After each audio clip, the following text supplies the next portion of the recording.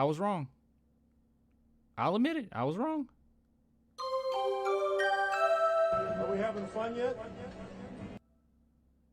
So as you guys know, the San Antonio Spurs are trying to trade Jakob Poeltl, or at least listening to offers, and they turned down an offer for Jakob Poeltl. And you know, I made a statement the other day, and I just have to admit that I was completely wrong. So before we talk about that really quickly, if you guys want to support the channel, become a patron or YouTube member. It's only $2 per month, but this is the trivia prize for the month for patron and YouTube members. So we will do a trivia on the last Friday of the month, in which I will send out a link for only patron and YouTube members to see. You guys will be able to enter and yeah, try to win this Tim Duncan plaque. But look, it's not about that. If you guys want to just support and really help out the channel, that's a really good way of doing it. And it's only $2. Okay, I'm not asking for too much. Just $2.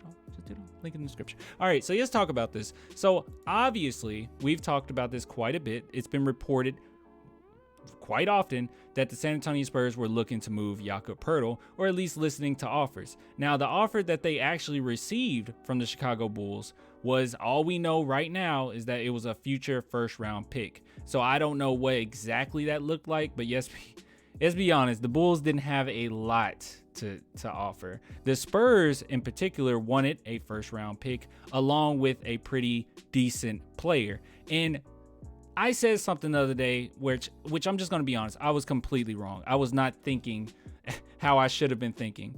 I think the Spurs are in the complete right to also ask for a player to go along with Jakob Poeltl, because I said that we're a first round pick, that should suffice. But no, it shouldn't. I don't think that we should be too complacent when it comes to our big men, because the fact of the matter is, we've only had Jakob. For the last few seasons, we've only had Jakob. And I don't want to be spoiled now that we have a Zach Collins, now that we have a up-and-coming Jock Landale. And yeah, we're looking pretty decent at that spot. And with this draft coming up, we could potentially get another big and we'll be set. But I don't want to get too complacent. I don't think the Spurs should get complacent as well, because we went through a lot. Let's just be honest. We went through a lot of hell getting Jakob Poeltl. Okay, we did. When we officially got him, it was a lot. It was a lot that the San Antonio Spurs franchise was going against because of, you know, him, Kawhi Leonard. But with that being said, look, I think the Spurs are completely in the right to say no, because if you're looking at the Chicago Bulls, I mean, if they're offering a first round pick, I mean, any other team, I mean, that might sound good, but the Chicago Bulls, I mean, I don't know exactly what their pick looked like, this future first round pick, but I'm just gonna make the assumption that, man, that could have been anybody, anywhere in the draft in the first round, and maybe the Spurs just didn't want to necessarily take that risk. I don't know, but that's just me speculating. But with that being said, I understand that the San Antonio Spurs need to go ahead and try to go after that extra player just so they can feel a little more comfort with making this trade. I do still believe, I mean, we only got a few days left, but I truly do believe that the Spurs are going to at least attempt to make something happen, because this news isn't anything new. And with Jakob, let's be honest here, at one point, maybe not now, but at one point, Jakob was not 100% happy with San Antonio. Now, I don't think that has any merit over what's going on right now. Jakob Poeltl seems to be a really good leader for us. He's doing a great job defensively. He's basically the anchor for the team. So I don't think that that's a problem. Pop loves him. Jakob loves Pop. Everything is good, all right? Everything's good in-house.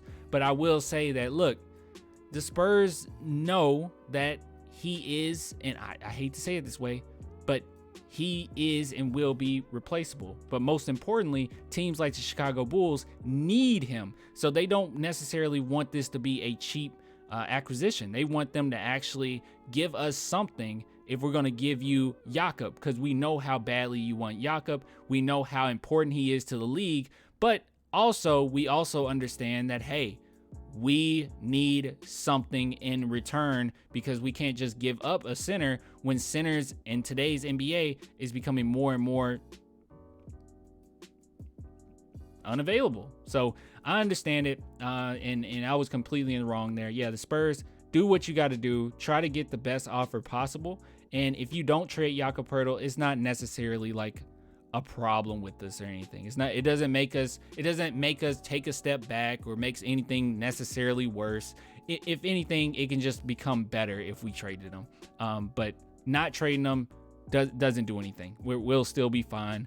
And we'll at the very least, have a very good defensive center going into next season who can maybe even double up with another really good big man. So we'll see what the Spurs do.